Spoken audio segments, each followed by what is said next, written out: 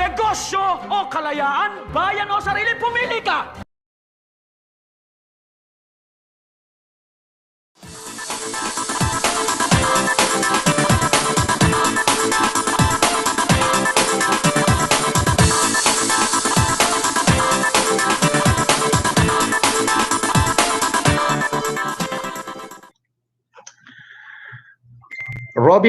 Robic Mendoza, shout out Santa Elena, Camarines Norte, and Satararain Mendoza Family Lodge. About PS, says Francis, nanood po si Tatay Digong sa inyo. Ha? About PH. Sir Francis, nanonood po si Tatay Digong sa inyo. Uy! Oh my God. Kung nanonood po ang ating presidente sa aking ginagawa, mahal na Pangulo, bahala na kayo sa akin. Ang dami ko na sagasaan, mahal na Pangulo.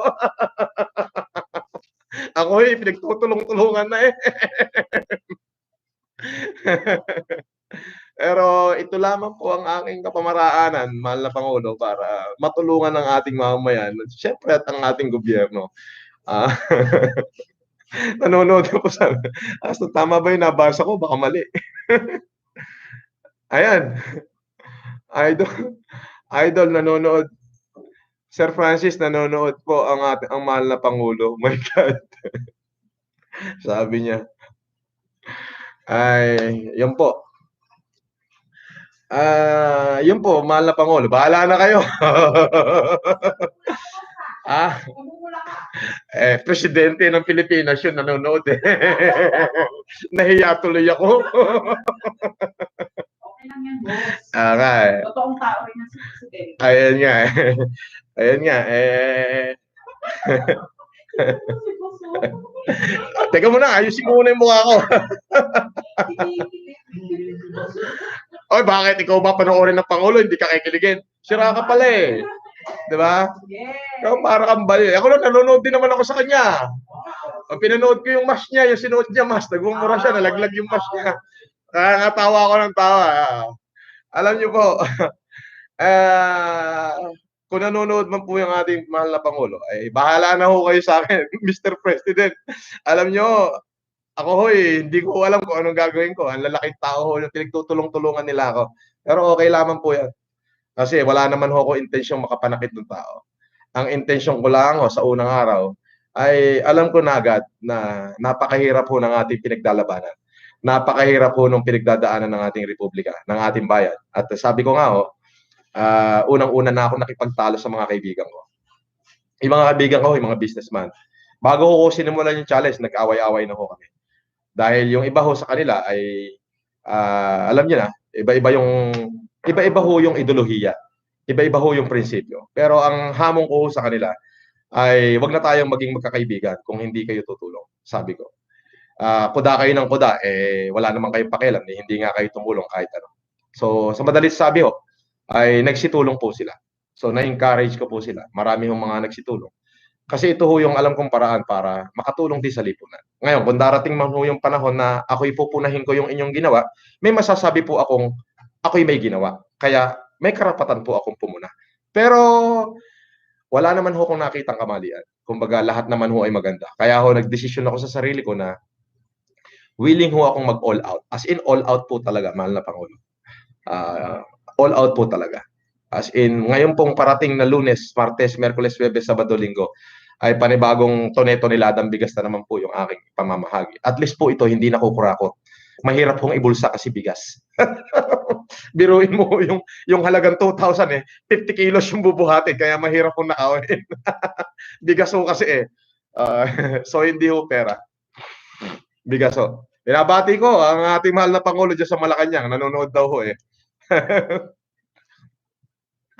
At syempre, John Paul PH, Chino Boy, Romel Conanan, Mocha Aiden, Wilma Hoyla, Jami Jami.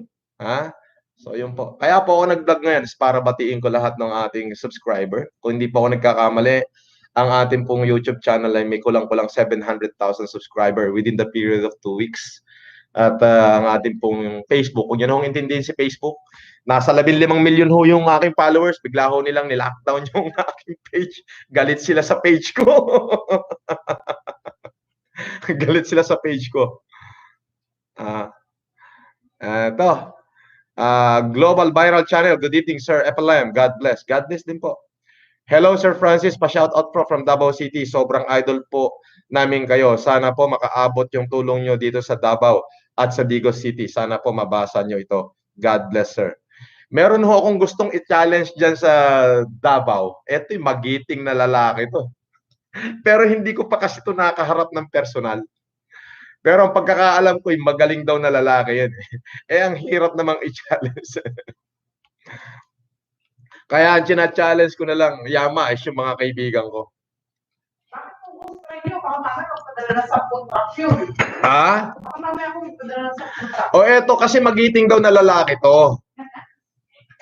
Doon sa mga nakakakilala, magaling daw.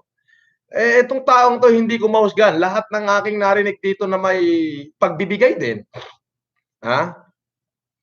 Kung sasagutin niya ako, maraming salamat. Kung hindi niya ako sasagutin, maraming salamat. Pero yung pangalan nito, putok na putok doon sa Davao eh.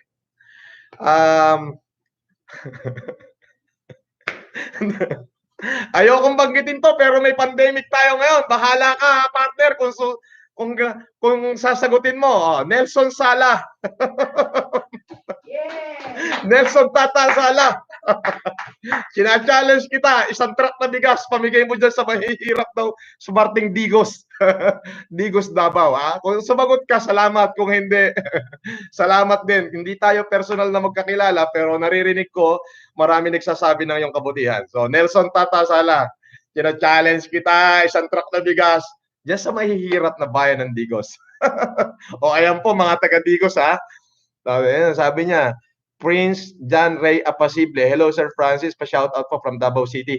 Sobrang idol ka po namin. Sana po makaabot dito ang tulong nyo dito sa Davao at sa Digos City. Ang alam ko lang naman pong mga magagaling na tao dyan, mga Duterte, si Pangulo, pamilya niya, may naririnig po ko isang pangalan dyan. Baka sakaling ngayong may araw ng epidemya at sumagot. Kung sumagot, salamat. Sasalamatan kita. Magbe-bless ako sa iyo. Kung hindi naman sumagot, ay okay lang. Kumbaga, kasi yung sa akin is, kailangan tayo ng ating republika. May epidemic tayo. Baka sa ganitong pamaramaraan, makatulong tayo. Nelson Sala, kung makakarating sa iyo to, Nelson Tata Sala, china-challenge kita, isang truck lang na bigas para sa mahihirap nating kababayan dyan sa Digos and Davao City. Dyan sa Digos, Davao. Magandang gabi. Diyos ko po, kung sino-sino na to. Damay-damay na. Damay-damay na to. At least, tayo yung bayani ngayon sa mga bagong henerasyon. Aro Cable Vlog TV, support you, mabuhay kalakay. Saludo po ako. At nga po pala, total, nandito na rin lang ako kung talagang nakikinig ang Pangulo ngayon.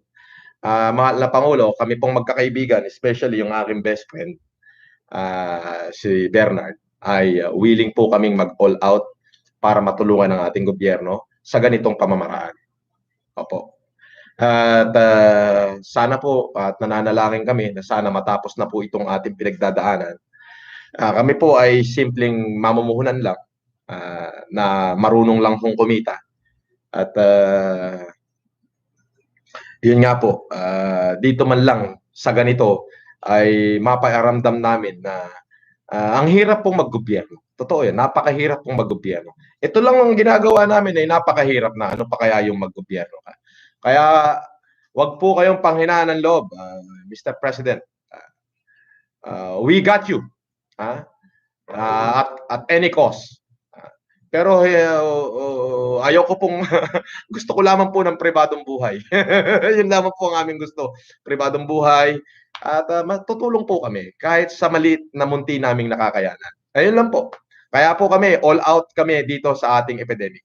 At sana naman po yung ibang mga mayayaman dyan, kasi po maraming klase po yung mayaman. Meron po tayong tinatawag na mga tycoon. Okay? After ng tycoon, meron tayong tinatawag na elitista. After ng elitista, meron tayong alta sociedad. Ayan. Tapos, mayaman, and middle class, and poorest among the poor. So, ang classification po kasi ng ating kabuhayan is, yung mga tao po dito is A, B, C, D, E, F, G. Ayun po. Yung G po, yun na po yung mga palaboy. So, yun po. Pero dun sa mga naglalakihan, wala ho ko narinig eh. Puro nasa middle class ho yung umaaksyon. Yung mga businessman na kumikita lang din ng milyon. Pero yung mga kumikita ng bilyon, maaaring gumagawa sila pero hindi ko yan alam at hindi ko pa napapansin sa panahon ngayon. Ang tanging nalalaman ko po, ang gobyerno ay gumalaw at nagbigay ng 200 plus billion. Pero hindi po talaga sasapat. Hindi po sasapat. Yung pong may nagsasabi pong kumpanya na nabanggit ko na sinasabi, dati pa sila tumutulong. Lahat naman ho tayo, dati pa tumutulong. Ako nga, dati pa tumutulong. 2007 pa lang tumutulong na ako. Hindi na ho dapat natin ipangalandakan yung dati pa tayong tumutulong. Ang sinasabi ko po is yung ngayon. Dahil may epidemya tayo eh. Pero what we need today is courage. Totoo po yun. Sabi nga ho ni Napoleon Bonaparte, courage is not having the strength to go on. But it will go on if you don't have strength. Shout out sa ating 5,000 viewers. Share nyo po ito. Francis Lay Marcos, Boss Francis, support po. Oy, salamat. Ulitin ko, yung mga vlogger, yung mga FLM vlogger dyan, magyakapan kayo, magtulungan kayo. Tulungan ko kayo, 100%. PJ Gutierrez, sa Macabebe, Pampanga po, sir. Lynn Malayo, Sir Francis, good evening. Sana po tulungan nyo din ng aming barangay. Nakalimutan. Tibuli. Oh, Tibuli, nanggaling ako dyan before. Nag-humanitarian ako dyan sa Tibuli eh. Sa South Cotabato, Tibuli, hanggang dyan sa hanggang dyan sa Lake Cebu. Bohemio, Tabiliga, Idol, Sir FM, Power po, God bless sa inyo. Mahal ka ng bawat Pilipino. Mahal ko din ho kayo. Tulungan natin ang ating republika, tulungan natin ang ating gobyerno. Huwag na tayong kuda ng kuda, huwag na natin bira ng bira. Yung sa mga bumibira sa ating gobyerno, ay naku, wala naman kayong ginagawa eh. Alam nyo, hindi dilaw pula ang tunay na magkalaban. Sabi nga ni Bamboo, hindi dilaw pula ang tunay na magkalaban.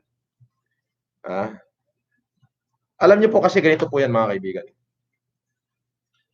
The only thing I know to do is right is to get out and help our countrymen today in times of pandemic. Our government need us. Okay? So yung mga dakdak ng dakdak na wala namang ginagawa, I think manahimik muna ho kayo for God's sake.